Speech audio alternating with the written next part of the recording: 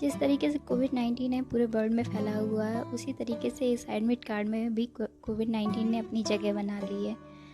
हमें पहले admit card का एक पेज निकालना पड़ता था और उसी से सारा काम हो जाता था, लेकिन अभी 3-3 पेज निकालने पड़ रहे हैं। 2 पेज केवल कोविड-19 के इंस्ट्रक्शन से रिलेटेड ही हैं और इसमें कुछ ऐसे इंस्ट्रक्शन भी दिए गए हैं जैसे कि आप अगर किसी सिटी से ट्रैवल करके आए हैं तो आपको सारी डिटेल्स फिल करनी है।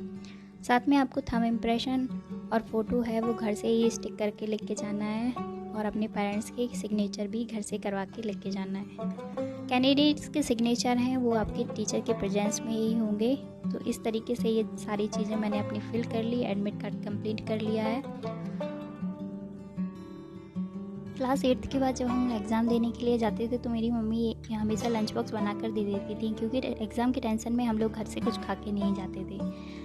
और आज मेरी माँ मेरे पास तो नहीं है, लेकिन मैं आज खुद एक माँ बन गई हूँ और मुझे आज अपनी बेटी की टेंशन हो रही है, क्योंकि 3 घंटे मैं एग्ज़ाम सेंटर में एग्ज़ाम दूंगी और मेरी बेटी एग्ज़ाम सेंटर के बाहर 3 घंटे मेरा वेट करेगी।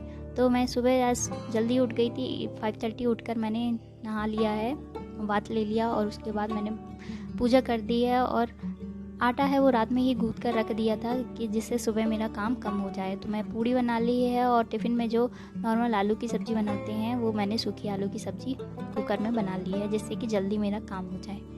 यहाँ मैंने एक नॉर्मल सा सूट पहना है। ये सूट मैंने मीशो से परचेज़ किया है। सूट का प्राइस 472 रुपीज़ है। इसका साइज़ एम है।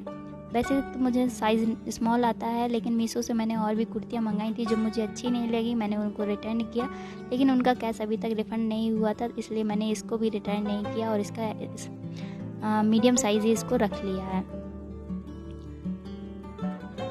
स्कूल के टाइम के दिन मुझे आज भी याद है, जब भी हम स्कूल जाते थे मॉर्निंग में टीचर का काम केवल एक होता था कि वो हमारे नेल्स चेक करते थे और हेयर में ऑयल किया है या नहीं किया है। तो आज मैं वैसे ही चंपू बनकर एग्ज़ाम देने के लिए जा रही हूँ। नाइट में मैंने हेयर ऑयलिंग की थी, लेकिन मॉर्निंग का जो वेदर है थोड़ा ठंडा था, इसलिए हेयर वॉश नहीं किया है और मैं रेडी हो गई हूँ। अब मेरा काम होगा कि मैं क्यारा को रेडी करूँ। तो क्यारा को जगाने में और उसको रेडी करने में टाइम लगेगा, क्योंकि अभी टाइम हो रहा है वो 7 o'clock हो गया है। मेरे हस्बैंड है वो जाग गए हैं और वो रेडी होने के लिए चले गए हैं। अभी टाइम 7:15 हो गया। क्यारा को जगाना है और मुझे उसे रेडी करना है। क्यारा को रेडी कराते कराते और घर से निकलते निकलते हम लोगों को टाइम है ना वो 7:45 हो गया था और एग्ज़ाम सेंटर का गेट क्लोजिंग टाइम था वो 8:35 था।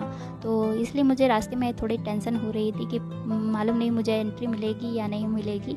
और इसी बीच मेरे हस्बैंड भी मस्ती कर रहे थे। वो बोल रहे थे कि अगर तुमको एग्ज़ाम सेंटर में एंट्री नहीं मिलती है तो साथ में तुम खाना इतना सारा जो बांध के लाई हो, बैठ कर कहीं पिकनिक करना और फिर घर चलना।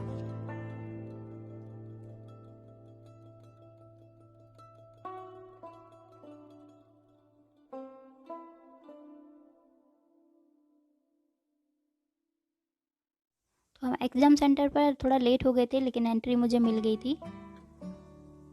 और ये क्यारा की है। मैं जब एग्ज़ाम होने के बाद सारे स्टूडेंट निकल रहे थे तो क्यारा ने सोचा मम्मा आएगी, तो क्यारा दौड़ लगा के मेरा वेट कर रही थी। वो देख रही थी कि मम्मा आने वाली है।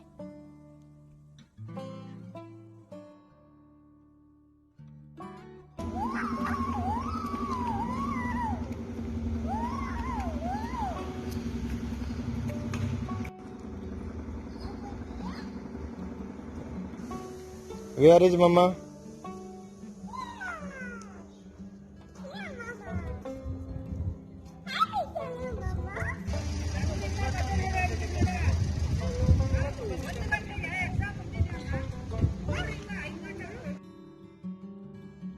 ये एग्ज़ाम मेरा ऑनलाइन था, तो 9 o'clock पे मेरा एग्ज़ाम विंडो ओपन हो गया था और 12 o'clock पर विंडो बंद हो गया था। ये 3 घंटे का एग्ज़ाम था। उसके बाद हम लोग नीचे आ गए थे। तो ये कॉलेज अच्छा कॉलेज था, बड़ा कॉलेज था और इन्होंने भी कोविड के सारे रूल्स हैं वो फॉलो करके रखे थे। गेट पर ही इन्होंने टेम्परेचर चेक किया था और साथ में हैंड सैनिटाइज़ कर रहे थे। एग्ज़ाम हॉल में हमें सैनिटाइज़र अलाउ था, तो मैं अपना एक पर्सनल सैनिटाइज़र लेके गई थी।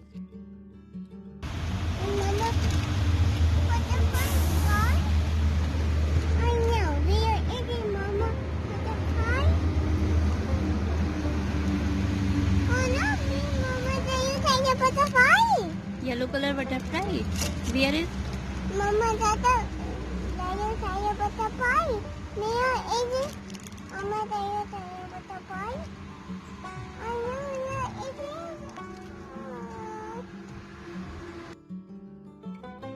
मैं आपको ये तो बताना ही भूल गई कि मेरा एग्ज़ाम कैसा हुआ। तो मेरा पेपर अच्छा आया था, अच्छा हुआ है, लेकिन मुझे अभी पढ़ने का टाइम बिल्कुल नहीं मिला था।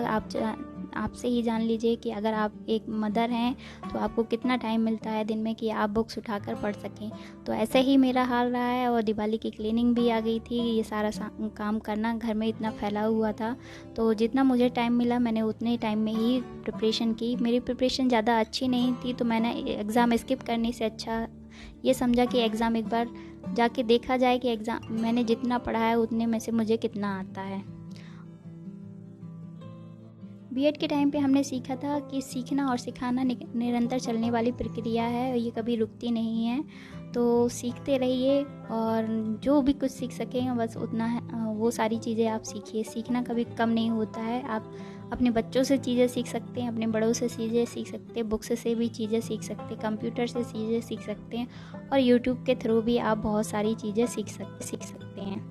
Bangalore national highway nice road पर रुकने के बाद वहाँ थोड़ा क्यारा को घुमाने फिराने के बाद और हमने वहाँ पर अपना लंच भी फिनिक्स किया था, क्योंकि मेरे हस्बैंड ने लंच नहीं किया था। वो मेरा वेट कर रहे थे कि जब मैं आ जाऊँगी तो हम लोग साथ में लंच करेंगे। तो लंच करने के बाद हमें क्यारा के लिए एक साइकिल देखनी थी, तो हम डिकैथलिन आ गए थे।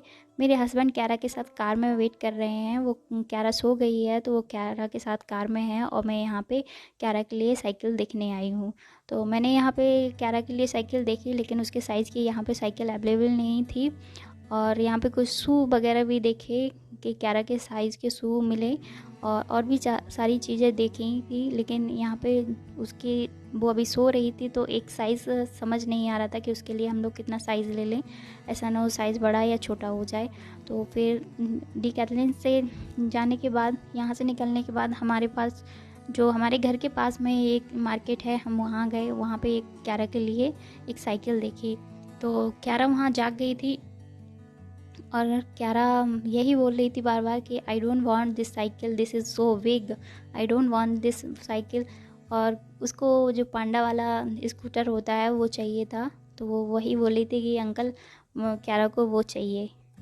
और हम लोगों ने साइकिल देखी, लेकिन उसको फाइनल नहीं किया था, क्योंकि वो साइकिल भी हम लोगों को क्यारा के साइज़ की नहीं दिख रही थी और क्यारा के पैर है ना वो पैडल तक नहीं पहुंच रहे थे।